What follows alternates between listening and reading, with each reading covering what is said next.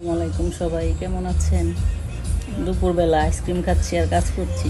খাও, তুমি খাও বাবু। সানা আইজা নাও। দুপুরে রান্না বসাবো। আগে পেঁয়াজি ভাজবো, সব রেডি করে নিচ্ছি। পেঁয়াজি খেতে ইচ্ছা করছে না। এখানে ধনে পাতা, পেঁয়াজ কুচি, কাঁচামরিচ কুচি, মুসুরের ডাল। পেঁয়াজি হতে থাকুক, আমি এখানে আলু ভর্তা বানাবো। রেডি করেছি সব।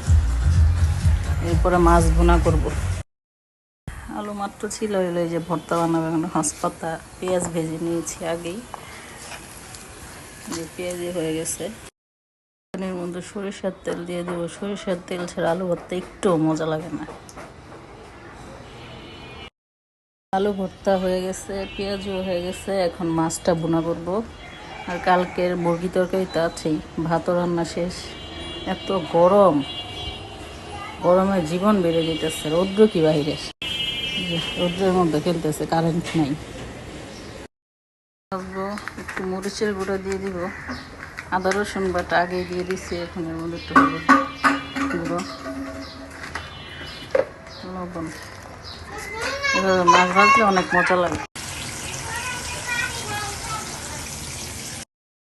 ছোট মেয়ে বড়টারে ধাক্কা দিতেছে, মেজেটারে। চালাও, গরম, এত গরম। আদা রসুন বাটা দিয়ে দিব। মাছ ভাজা তো শেষ। এরপরে হলুদ মরিচের গুঁড়া,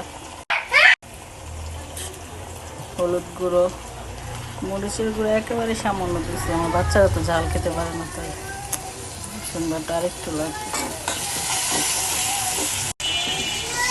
ভালো মতো কষাবো আদা রসুন বাটা, তারপরে পানি দিব। মশলা ভালো মতো কষানো হয়ে গেছে। এখন এর মধ্যে মাছ ঢেলে দিব।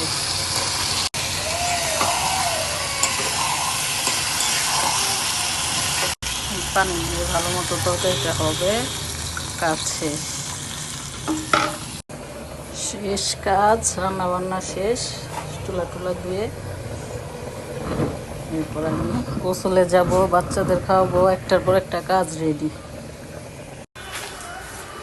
এই নিয়ে মনে হয় 6বার ঝাড়ু দিলাম। বাচ্চারা বাইরের থেকে ময়লাই নেয় না, এই যে কত কাজ বাড়াইতেছে বুড়িরা। ইস, কি ঝাড়ু। ধনে পাতা দিয়ে দেবো। মাছ হয়ে গেছে।